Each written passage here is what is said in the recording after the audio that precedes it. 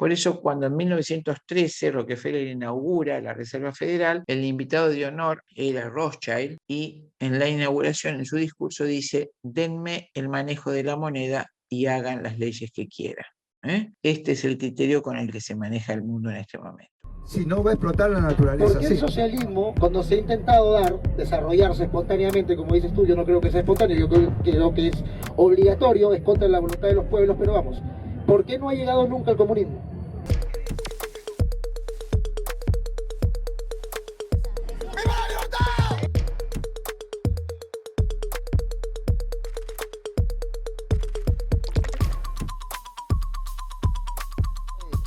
¡Vamos por la libertad, carajo!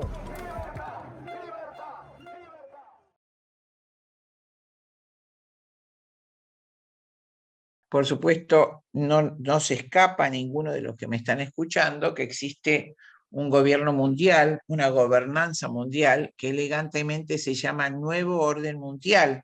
Ese nombre lo dijo públicamente por primera vez el presidente Bush, padre de los Estados Unidos, hace unos 40 años. We have before us the opportunity to forge for ourselves and for future generations a new world order. A world where the rule of law, not the law of the jungle, governs the conduct of nations. When we are successful, and we will be, we have a real chance at this new world order, an order in which a credible United Nations can use its peacekeeping role to fulfill the promise and vision of the UN's founders. Y con verdad se llama Nuevo Orden porque es un nuevo orden jurídico. Ya las leyes que nosotros teníamos no sirven, no existen. Es un nuevo orden filosófico, ya que la defensa de los niños o los débiles no existe más, sino que es la proliferación de la fuerza, del poder, del dinero, y un nuevo orden religioso donde están viendo actualmente cómo están sometiendo a los países a una nueva falsa religión que ha consagrado, que ha descrito Gorbachev en 1992 en la Cumbre de la Tierra, en la primera ecoconferencia de Río de Janeiro, diciendo que no teníamos que tener una religión con fanatismos o fundamentalismos, sino una especie de espiritualidad compartida por todos y que no comprometa a nadie. Este orden mundial, después de una larga historia, se puso en marcha después de la Segunda Guerra Mundial.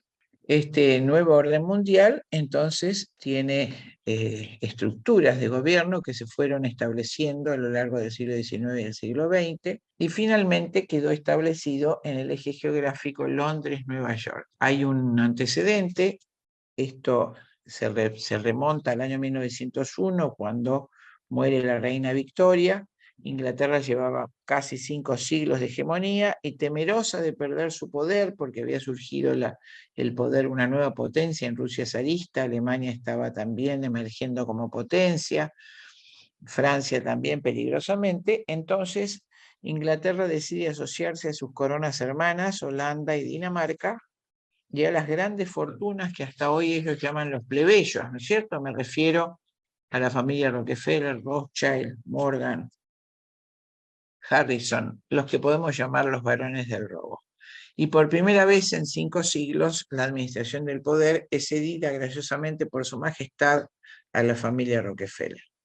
Rockefeller entonces tiene como prioridad el exterminio de lo que considera razas inferiores y la introducción del marxismo como política universal. Fíjense que ya un par de años antes, Marx y su socio Engels habían definido doctrinariamente el marxismo. Engels había publicado su obra La familia y la propiedad privada y el Estado, y por supuesto Rockefeller diciendo que los dos obstáculos para imponer el marxismo en forma globalizada eran la familia monogámica y la religión católica. Por supuesto, Rockefeller toma ese guante y pone los medios necesarios para terminar con las dos cosas, y en ese momento financia completamente la revolución bolchevique. Salteamos un poquito este origen, nos vamos a la situación actual del poder, esos dos personajes que tienen allí, a la derecha Henry Kissinger, a la izquierda Rockefeller IV, que murió hace pocos años, 4 o 5 años, de 104 años, en el contexto del gobierno mundial, el aborto, la anticoncepción y por supuesto la ideología de género constituyen una estrategia política y económica claramente establecida desde estas estructuras de poder del gobierno mundial. Recuerden que, como vamos a ver enseguida, esta ideología tiene una clara orientación racista. Ironically, however, the very innovations that are making possible dramatic improvements in human well-being are also creating new problems which raise the specter of an alarming and possibly catastrophic disaster to the biosphere we live in. And herein lies the dilemma that we all face. Let me illustrate. Improved public health has caused the world's infant mortality rate to decline by 60% over the last 40 years. In the same period, the world's average life expectancy has increased from 46 years in 1950s to 63 years today. This is a development which, as individuals, we can only applaud. However, the result of these positive measures is a world population that has risen during the same short period of time geometrically to almost 6 billion people and could easily exceed 8 billion by the year 2020. The negative impact of population growth on all of our planetary ecosystems is becoming appalling. Acá quiero mostrarles cómo se organiza el poder en términos geopolíticos después de la Segunda Guerra Mundial. Allí ven en el centro la creación más importante, la Organización de Naciones Unidas, que es un club de naciones que son, digamos, controladas a través de esta organización. Por ejemplo, en este momento, los 193 países firmaron al secretario Gutiérrez, secretario general de la Organización de Naciones Unidas, que van a aceptar las imposiciones de la Organización Mundial de la Salud respecto a salud por encima de nuestras leyes y constituciones. Fíjense a la izquierda arriba las 13 corporaciones que son los organismos de gobierno a los que me referí recién. El más importante es el CFR, por su sigla en inglés, Council on Foreign Relations, Consejo de Relaciones Internacionales. Bueno, ¿qué es el CFR? Es un club, un banco de cerebros al que pertenecen las 4.000 personas más ricas del mundo y, por supuesto, allí hay 7.000 ingenieros sociales trabajando en este momento para esta pandemia y las nuevas. Es un banco de cerebros y de allí sale, desde que fue creado el CFR en 1920 por Rockefeller I, sale el presidente de los Estados Unidos. No tiene ninguna importancia que sea demócrata o republicano, porque en Estados Unidos el presidente es un administrador solamente del poder que no le corresponde, solo lo administra. El único presidente que no salió del CFR fue el presidente Trump, por eso fue destituido, sacado del medio y que no compartía los ideales macabros de esta élite que les estoy describiendo. Abajo del CFR, la Trilateral Commission o Comisión Trilateral, que agrupa a los banqueros estadounidenses, europeos y japoneses. Abajo, el Club Bilderberg. ¿Qué es el Club Bilderberg? Cuando me referí recién a la muerte de la reina Victoria en 1901, en 1903 esta sociedad que hace la corona británica se autodenominó el Club o Comité de los 300, al que pertenecían todas estas familias, incluidas la familia Aldous Huxley, Julian Huxley fue el creador de la eugenesia, Galton, Darwin fue el principal ideólogo de esta estructura racial, como vamos a ver enseguida, y sumaban junto con la corona holandesa y la corona danesa y la nobleza negra europea, la nobleza veneciana oculta, un club que se llamó Comité de los 300. Años después, en el año 1968, las 6 personas más importantes se reúnen en el Hotel Bilderberg en Holanda y queda ese organismo como última instancia de poder y se autodenomina a sí mismo Club Bilderberg, con la corona británica a la cabeza y Rockefeller a su derecha. Bueno, abajo, por supuesto, la Reserva Federal. ¿Qué fue la Reserva Federal? Cuando asume Rockefeller la administración de poder del mundo en el año 1903, decide, como les dije, aplicar el sistema comunista en el mundo y entonces tiene que crear, como deseaba Carlos Marx en el Capital, un banco banco único que manejara el dinero del mundo, ¿no es cierto? Entonces enmienda la Constitución norteamericana e ingresa fortunas ajenas al Tesoro norteamericano como la fortuna de Rothschild. De manera que hace un banco privado, que llamamos Reserva Federal Privada, que no pertenece al gobierno soberano de los Estados Unidos, sino que es cada dólar un documento de préstamo al gobierno de los Estados Unidos. El presidente que trató de nacionalizar esta Reserva Federal fue Kennedy, asesinado a la semana, ¿no es cierto? Por eso cuando en 1913 Rockefeller inaugura la Reserva Federal, el invitado de honor era Rothschild y en la inauguración, en su discurso, dice: denme el manejo de la moneda y hagan las leyes que quieran. Este es el criterio con el que se maneja el mundo en este momento. A la derecha les puse las fortunas más grandes que están manejando fuera de Rockefeller, que no la puse, porque es el tutor, creador y seguidor y el que manda más sobre la política de aborto. Las siguientes fortunas son la de Morgan, Rothschild, Soros, Bill Gates y Monsanto. Yo diría que Rothschild es la fortuna más grande junto con la corona británica. Bill Gates ha alcanzado el 4º lugar en fortuna en el mundo. Y Monsanto, vamos a ver enseguida, cuando se hace el informe Kissinger para exterminar la población de Sudamérica, se corre este informe a Monsanto, que administra los alimentos y agroalimentos y agroindustria en Estados Unidos desde 1901, para que él colabore con la contaminación de las semillas transgénicas y venenos para el exterminio de la población del hemisferio sur.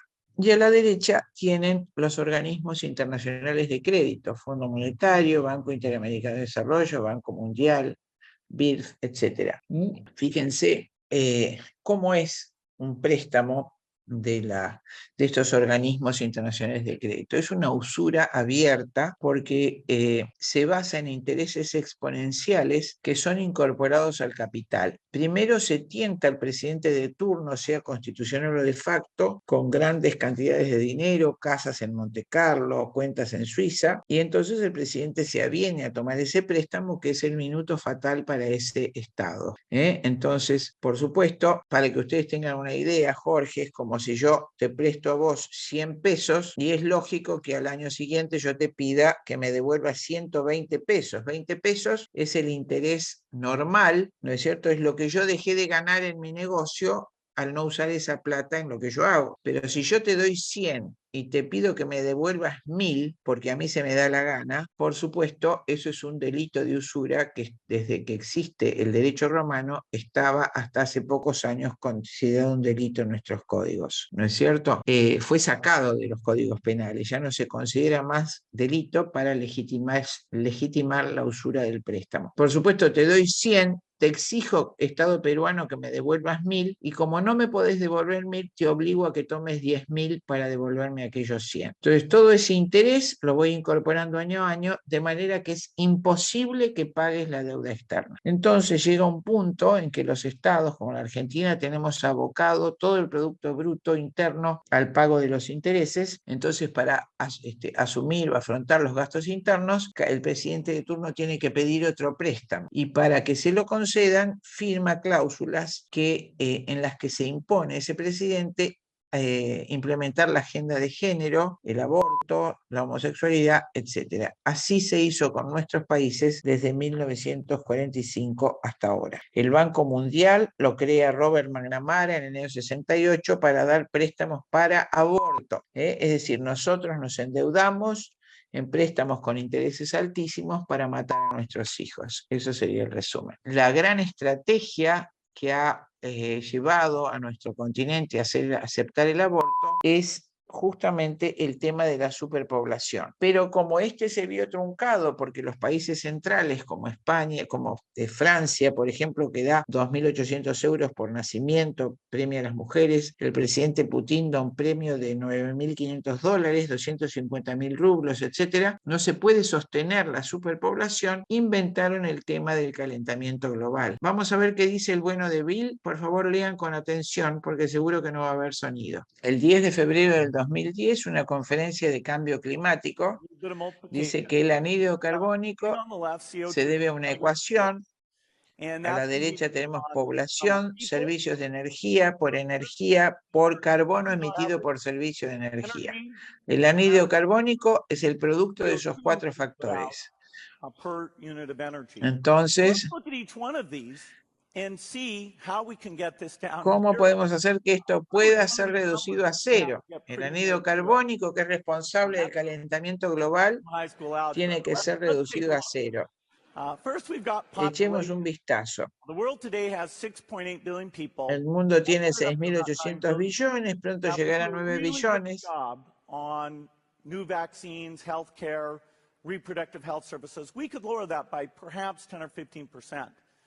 Si hacemos realmente un grandioso trabajo con nuevas vacunas, sistema de salud, servicio de salud reproductiva, aborto, nosotros podríamos reducir este factor, la población, en un 10, para mí dice a un 10 o 15%. Los precursores de esta ideología son Darwin y Malthus. Malthus fue un economista inglés de mediados del siglo XIX, cuando se produce la revolución industrial, la gente deja el campo para ir a las fábricas de carbón, vive pobremente, tienen muchos hijos, no había código laboral. Entonces los pobres tienen muchos hijos que ayuden a mantener a la familia si el padre muere o enferma, ¿no es cierto? Y entonces este hombre, que era totalmente liberal y además era calvinista, por supuesto se preocupa, pero no se preocupa por los pobres, sino se preocupa porque si los pobres siguen teniendo hijos, decía, la comida no iba a alcanzar para todos.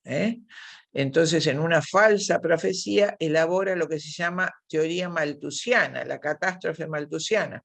Decía que la población iba a crecer en forma geométrica, la producción de riquezas y alimentos en forma aritmética, y por lo tanto no iba a alcanzar para todos. Por supuesto, invitaba entonces a los pobres con estas tristes palabras y seres inferiores de la población a no tener hijos para no ser una carga para los sectores superiores. Por supuesto fue al revés. A la izquierda ustedes ven la teoría de Malthus, en azul la población, en rosa los alimentos, entonces no iba a alcanzar para todos, pero en cambio a la derecha ustedes ven la población solo creció 7 veces, de 1.000 millones a 7.000 millones ahora, mientras la población de alimentos creció 264 veces al cuadrado. Nunca hubo tanta riqueza como ahora. Ustedes piensen que el hombre más modesto de ahora tiene un lavarropas o tiene una heladera, un autito, una riqueza impensada para el hombre más rico de la época de Malthus. Pero tampoco nunca hubo tanta injusticia en la distribución. Siguiente, por favor. Admirador terrible de Malthus fue Darwin. Darwin pertenecía al movimiento eugenésico. El movimiento eugenésico tiene su raíz en Calvino y en Lutero. Cuando Lutero se rebela contra la religión católica, dice que no nos salvamos por las obras, sino que nos salvamos porque estamos predestinados para salvarnos. Por eso su lema era cree fuerte y peca fuerte, ¿no es cierto? Así tenía escrito en su cuarto. Él en realidad era un monje agustino que no soportaba sus votos de pobreza, obediencia y castidad, ni le encantaban los placeres carnales. Entonces con esa nueva religión que él inspira en su amigo fariseo Neri, era fariseo religioso, era la teoría contra la que nuestro Señor había luchado durante su vida terrena, los 3 años de vida terrena, enseñándonos lo contrario, que nos salvamos por las obras buenas que hacemos y no por las riquezas. Entonces,